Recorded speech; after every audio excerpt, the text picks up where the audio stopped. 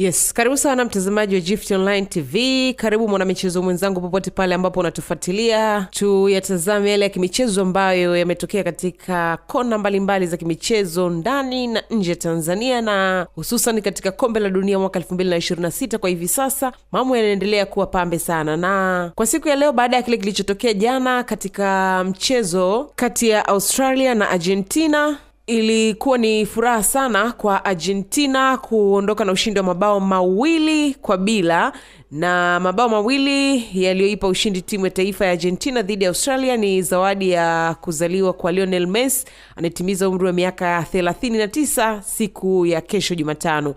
Nahodha na nguli wa soka wa Argentina Lionel Messi ameendelea kuwasha moto kwenye fainali za kombe la dunia 2026 baada ya kutandika mabao 2 akiwa ametimiza mabao 18 kwenye mashindano makubwa duniani ya kombe la dunia. Kwenye mchezo wa Australia, baadhi ya mashabiki walikuwa na mabango yaliyokuwa yanamtakia Messi heri ya kumbukumbu ya siku ya kuzaliwa yakiandikwa happy birthday.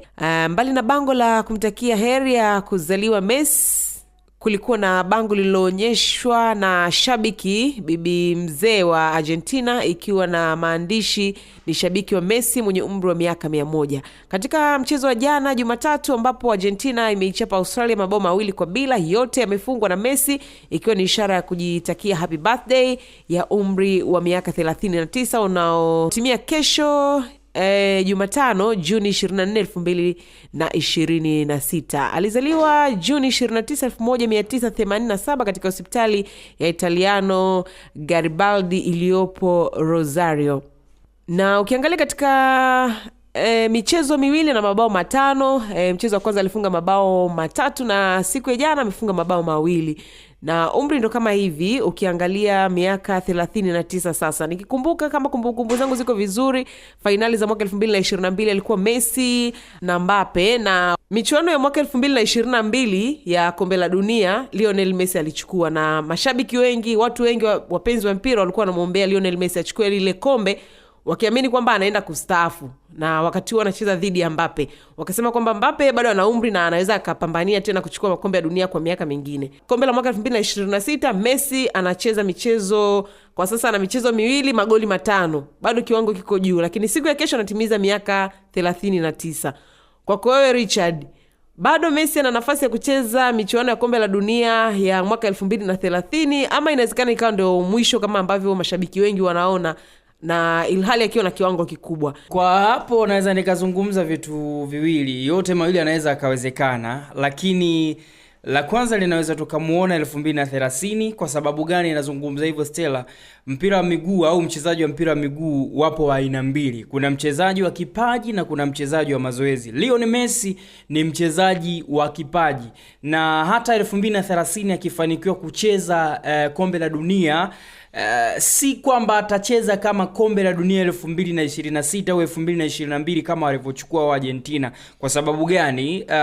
Kuna jinsi unavyozidi kusogea mbele, viungo navyo vinachoka na viungo vinakakamaa. Kwa hiyo Messi atacheza kwa sababu ni mchezaji ambaye amezaliwa na kipaji cha mpira wa miguu, lakini hataweza kukimbizana na mikimbio ya kina Kylian Mbappe, unaelewa kina Lamine Yamal. Yani hizo atakuwa anacheza mpira ile anagusa moja twende, yani kama Chama anagusa moja twende, anagusa moja twende, lakini sio ile kukimbizana kama unavyomuona Messi sasa hivi anavyokimbia. Kwa sababu miaka 4 mbeleni ukijumlisha 39 ambao anaichukua kesho, anafikisha miaka 43. Sasa 43, na watu wengi wanaamini soka ukishafikisha miaka kuanzia 35, yani wewe tayari soka ushalimaliza. Kwa hiyo anaweza akacheza, lakini akicheza si atacheza yule Messi ambaye tulimuona 2026 ambapo mpaka sasa hivi mechi 2 ana mabao 5, sio yule Messi ambaye alicheza 2022. Na kuna utofauti mkubwa sana Messi wa 2022 na Messi wa 2026. Lakini pia sio tu hivyo, kuna tofauti sana mkubwa sana Messi wa Barcelona na Messi wa Inter Miami. Unaelewa Messi wa Barcelona alikuwa ni moto kweli kweli, lakini Messi wa sasa hivi Inter Miami kuna namna fulani ukali umepungua. Pamoja tunaona ana mechi 2 mabao 5. Ni kipaji ambacho alichonacho Lionel Messi ya kulichungulia bao, yani kulichungulia goli. Yani ni wale wachezaji ambao wakiliona goli lile pale wana kimuemue ya kushinda, na tunaona hicho kimuemue mwisho wa siku Messi anaweza anaandika mabao 5 katika michezo miwili. Lakini nikwambie tu kitu kimoja, kama Messi anaweza akafika 2030 akacheza mchezo wa michuano ya kombe la dunia, hatacheza Messi kama yule aliyocheza 2026 au 2022. Sawa, lakini katika mchezo wa jana tunaona mapema alikosa penalty, lakini ni kama alikuwa na waahidi wa Argentina kwamba pamoja na nimekosa hii penalty lakini nitahakikisha mechi ya leo tunashinda. Nikaona akipambana sana kuhakikisha anapata matokeo katika mchezo wa siku ya jana. Kukosa penalty, mchezaji yoyote anakosa penalty. Ndio hiyo, ni kutolee mfano. Kuna mchezaji mmoja wa Tanzania tulikuwa tunaamini hatakuja kukosa penalty, Erasto Edward Nyoni. Huyu mwamba alikuwa akipiga penalty unajua kabisa kambani inaingia. Lakini kuna msimu Erasto Edward Nyoni akaja akakosa penalty. Sio tu Lionel Messi, mchezaji yote mpira wa miguu, penalty wanasemaga haina ufundi. Penalty ni mchezo wa kubahatisha. Golikipa yule pale golini unamuona kabisa, kwa sababu kwenye mpira wa penalty, Stella nikwambie, mimi nishai kupiga penalty. Ukiwa unapiga penalty, goli unaliona dogo, lakini pia golikipa yeye anaona mpira upo karibu. Unaelewa Kwa hiyo kukosa penalty, lakini mwisho wa siku akaja kusahihisha yale alichokifanya kwenye mkwaju wa penalty. Na hata kama asingekuja kupata kuandika tena bao la pili, Stella, mimi siamini kama kuna Mwargentina yoyote angemchukia Messi, kwa sababu angalia mechi ya kwanza anawaandikia bao 3. Jana mechi wameshinda, Messi anaingia golini mara 2 kwa sababu ya uwezo aliokuwa nao. Kwa mimi katika namna moja ama nyingine bwana, penalty haina ufundi yoyote, akienda vibaya anakosa.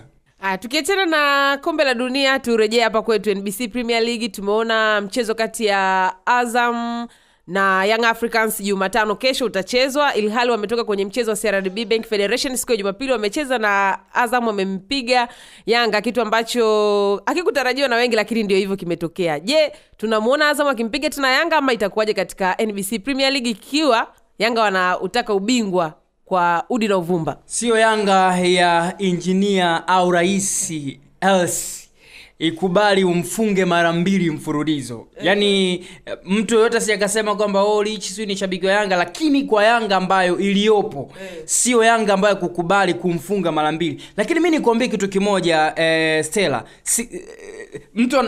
sijui kama kweli waliambiwa kwamba tupoteze nusu finali zidi ya Azam. Unaelewa? Sijui kama waliambiwa hivyo, lakini mimi naamini kitu kimoja, kwa jinsi mashabiki wa Yanga, jinsi tulivyokuwa tunawatazama bandani, na sio tu tulivyokuwa tunatazama bandani, kwa jinsi tunavyoona kauli anavyozizungumza afisa habari wa kikosi cha wananchi Yanga, Ali Shabani Kamwe, mimi naamini kitu kimoja, Yanga wamefurahi kabisa kutolewa katika finali ya michuano ya CRDB. Kwa sababu gani?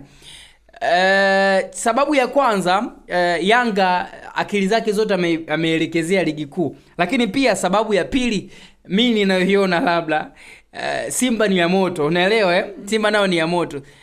Yanga asingekubali kukubali Simba mara ya pili mfululizo kwenye finali ya kwanza Muungano, Simba anachukua kombe zidi ya Yanga. Sasa angeingia finali na Simba naye ingekutana finali na Simba ilivyokuwa ya moto, kuna namna fulani kama Simba angechukua, Yanga unaweza kusema ameikimbia hiyo aibu. Lakini Yanga amefurahi sana kuondoshwa katika michuano ya CRDB Federation Cup. Sasa hivi ukimzungumzia mwana Yanga yote, akili zake, fahamu zake zote amezipelekea ligi kuu na mchezo huo zidi ya Azam. Yani huo mchezo ndio mchezo wa finali kwa wananchi Yanga. Yanga akishinda hapo, Stella, Yanga bingwa. Haya bwana, hivyo ndivyo mambo yalivyo kwenye NBC Premier League. Raundi zimebaki 3 na kila mtu anapambania kuhakikisha anapata ubingwa kati ya Simba na Yanga. Lakini Yanga mchezo wa siku ya Jumatano kesho ambao watacheza na Azam ndio finali yao kwa mujibu wa Richard, na maana wakipita hapo kombe ni la kwao. Lakini mimi